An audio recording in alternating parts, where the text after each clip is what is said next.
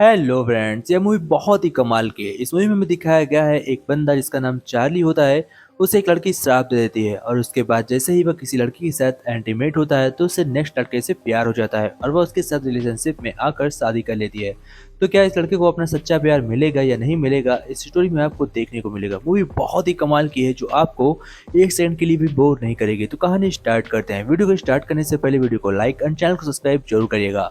Movie के first scene में हमें दिखाया जाता है चार्ली और उसके दोस्त स्टू को सब एक साथ बैठकर अपने दोस्तों के साथ एक गेम खेल रहे होते हैं।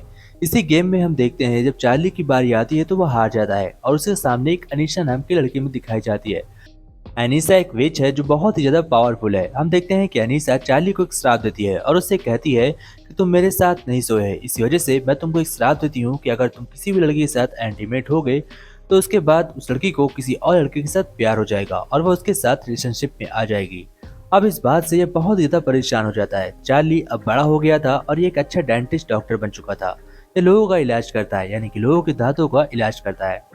यह अपनी लाइफ में पूरी तरीके से सेट है, बट इसकी लाइफ में कोई भी लड़की नहीं है क्योंकि यह जिस लड़की के साथ भी प्यार करता है और उसके साथ एंटीमेट होता है तो उस लड़की की शादी किसी और लड़के के साथ हो जाती है, जिसकी वजह से यह बहुत ही परेशान हो चुका है। चार्ली को इसका कोई भी उपाय नहीं मिल रहा है। चार्ली नए नए लड़कियों के साथ मिलता है और उनका डेट करता है। डेट करने के बाद हम देखते हैं चार्ली के दूसरे ही दिन डेट करने के बाद वह लड़की किसी और लड़के के साथ शादी कर लेती है। इस बात से चार्ली बहुत ही परेशान था। वह स्टू से कहता है, स्टू इसका कोई उपाय निकालो, क्या तुम मेरी लाइफ में कुछ कर सकते हो, क्या मेरी लाइफ ऐसे ही रहेगी। अब हम देखते हैं कि धीमे धीमे इस डॉक्टर का यानी कि डेंटिस्ट का पूरे तरीके से क्लिनिक फेमस हो जाता है क्योंकि यहाँ पर लड़कियां आती हैं और चार्ली के साथ एक रात गुजारती हैं और दूसरे दिन एक नया और अच्छा बंदा देखकर शादी कर लेती हैं और यह आसानी से हो भी जाता है। अब हम देखते हैं चार्ली की लाइफ में एक लड़की आती है जिसका नाम कैम होता है। कैम एक बहुत ही खूबसूरत लड़की है जिसे पिंगविन से बहुत ज्यादा प्यार है। वह पिंगविन का देखभाल भी करती है। अब हम देखते हैं वह चार्ली से मिलती है, जिसके बाद चार्ली उसके प्यार में पड़ जाता है। बट चार्ली डरता है क्योंकि कैम के पास वह नजदीक नहीं जा सकता, क्योंकि अगर उसने कैम के साथ एंटीमेट हुआ तो कैम की शादी किसी और लड़के के साथ हो जाएगी, क्योंकि उसके साथ उसके सर पर एक ऐसा श्राप है। अब अपने श्राप को हटाने के लिए आगे क्या करेगा स्टोरी में देखिए। अब हम देखते हैं डेंटिस्ट यानी कि कैम डेंटिस्ट के पास आती है जो कि चार्ली होता है। दोनों आपस में बातचीत करते हैं। चार्ली उससे कहता है कैम से कि मैं तुमसे प्यार करता हूँ लेकिन मैं तुम्हारे साथ रह नहीं सकता बिना शादी के। लेकिन कैम अभी चार्ली से शादी करना नहीं चाहती। कैम और चार्ली दोनों एक साथ एक अच्छे दोस्त एक अच्छे लवर बन जाते हैं, लेकिन इसके बावजूद चार्ली कैम को अपने पास नहीं आने देता क्योंकि वह सब कुछ पहले से ही जानता है और उसकी लाइफ में यह सब कुछ बचपन से होता आ रहा है।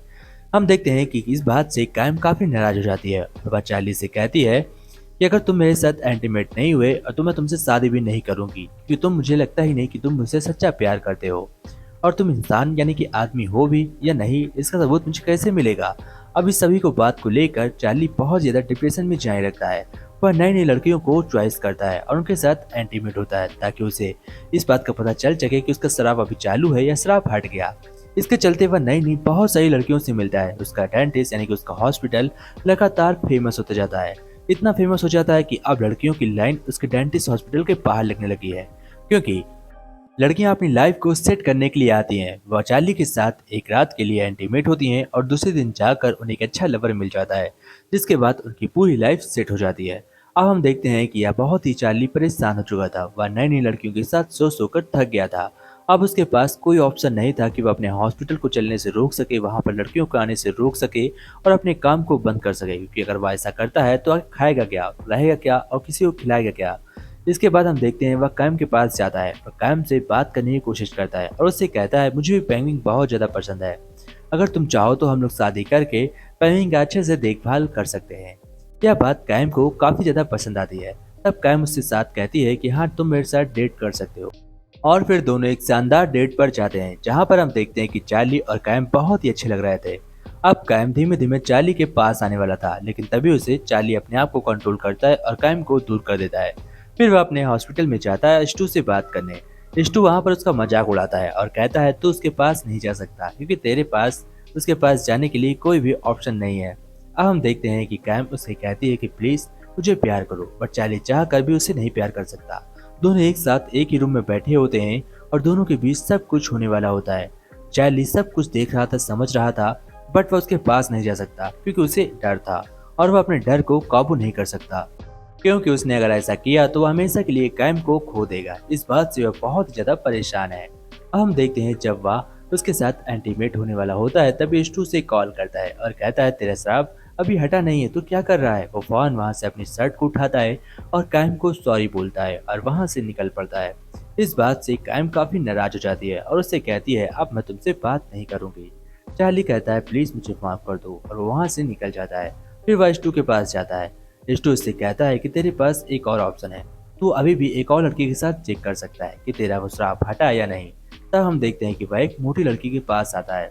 वह इस मोटी लड़की को डेट करता है और उसके साथ एंटीमेट होने के लिए उससे कहता है। यह मोटी लड़की बहुत ही भद्दी थी। चार्ली उसके साथ एंटीमेट होता है। फिर वह जाकर बहुत ही अच्छी तरीके से सावा लेता है और अपने आप को कूल करता है। अब हम देखते हैं कि वह फिर से दूसरे दिन उस मोटी लड़की के पास जाने वाला था ताकि वह उसकी लाइफ की जानकारी ले सके। और जानकारी होने के बाद जब उसे पता चल जाएगा कि अगला पार्टनर उसको नहीं मिला है तो यानी कि उसका श्राप टूट जाएगा और वह जाकर अच्छे तरीके से कैम को खुश कर सकता है।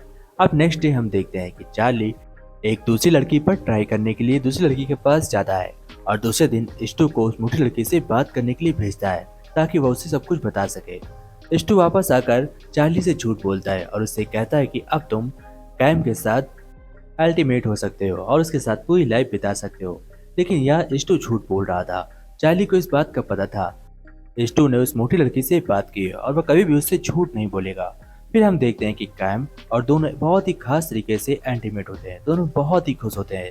कैम को भी चार्ली बहुत ज्यादा पसंद था और वह उसके साथ पूरी लाइफ रहना चाहती थी। लेकिन यह खुशी ज्यादा देर तक टिकती नहीं क्योंकि हम देखते हैं सुबह होते ही दोनों के बीच लड़ाई हो जाती है और चार्ली कैम से झगड़ा करने के बाद वहां से निकल जाता है। लेकिन ऐसा क्यों होता है? सिर्फ एक श्राप की वजह से।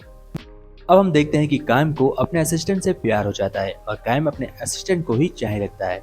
चार्ली उसके असिस्टेंट के पास आकर उससे बहुत ही बेहतर बनने की कैम के सामने कोशिश करता है लेकिन कैम उसे नकार देती है और कहती है मैं तुमसे प्यार नहीं करती। अब हम देखते हैं कि चार्ली अपने ऑफिस आता है और वहाँ पर स्टू को बहुत डांटता है और उससे कहता है तुमने मेरी लाइफ खराब कर दी। मुझे जिंदगी में किसी से पहली बार सच्चा प्यार हुआ था और तुम्हारी वजह से मैंने उसे भी खो दिया। स्टू से कहता है सॉरी यार, मुझे नहीं पता था कि तेरा शराब हटा नहीं है। उस मोटी लड़की ने मुझे झूठ बोला। अब हम देखते हैं कि चार्ली आकर कैम के साथ गुजारिश करता है और उससे कहता है प्लीज मुझे एक्सेप्ट कर लो, प्लीज मुझे एक्सेप्ट कर लो, मैं तुम्हें नहीं खोना चाहता। वह उसके सामने गिड़गिड़ाता है, रोता है, बट कैम उसे इग्नोर करती है और अपनी फ्लाइट पकड़कर निकल जाती है। अब दोनों के पास एक ऑप्शन होता है, या तो वो अनीसा को ढूंढकर अपना श्राप हटवाएं या हमेशा के लिए कैम को भूल जाएं। ये लोग पहला ऑप्शन चॉइस करते हैं और अनीसा को बहुत ही मुश्किल से ढूंढ लेते हैं। अनीसा बहुत ही हॉट हो चुकी थी। वह चार्ली को देखकर बहुत ही खुश थी। उसकी एक बेटी भी थी। चार्ली उसके पास जाता है और उसके सामने नंगा हो जाता है और उससे कहता है प्लीज मुझे माफ कर दो, मैं तुम्हारे साथ सब कुछ करने को तैयार हूँ। मैं तुम्हें नकारा था लेकिन अब मैं तुम्हें एक्सेप्ट करता हूँ, प्लीज मेरे श्राप हटा दो। तब उससे अनीसा कहती है कि तुम्हारा प्यार अगर सच्चा होगा तो वो तुम्हें जरूर मिलेगा, तुम्हें कुछ करना चाहिए। मेरा श्राप जायद सच्चे प्यार के सामने नहीं टिक सकता। अब चार्ली एक दिमाग लगाता है और कैम से मिलने के लिए उसके असिस्टेंट के साथ कैम और उसके असिस्टेंट का एक टिकट बुक करता है एक ठंडे इलाके में पिंगुइन के पास घूमने के लिए, जिसे देखकर कैम मना नहीं कर पाती और वह समझ जाती है कि उसका असिस्टेंट नहीं ऐसा किया होगा, बट ये सरासर झूठ होता है। अब हम देखते हैं कि वहां पर कैम एयरपोर्ट पहुंचती है। पीछे से चार्ली वहां पर दौड़ता हुआ पहुंचता है और वह कैम से कहता है कि प्लीज मुझे माफ कर दो और उसके हाथ में एक रिंग होती है। वह ट्रेन के अंदर ही कैम को प्रपोज करता है और उससे कहता है अगर तुम मुझसे शादी करती हो तो मैं तुम्हें वादा करता हूँ कि मैं और तुम मिलकर पेंगुइन का हमेशा अच्छे से ख्याल रखेंगे और सारी पेंगुइन का देखभाल करेंगे। यह सुनकर कैम पिघल जाती है और उसके प्रपोजल को एक्सेप्ट कर लेती है। फिर दोनों की अच्छी तरीके से मंगनी हो जाती है और दोनों रिलेशनशिप में आ जाते हैं। इधर हम देखते हैं कि अनीसा उसका जादू तोड़ने के लिए उसकी गुड़िया से वह तार निकाल देती है और चार्ली का जादू पूरी तरीके से टूट जाता है और इसी हैप्पी एंडिंग के साथ यह मूवी एंड होती है। तो कैसी लगी दोस्तों वीडियो?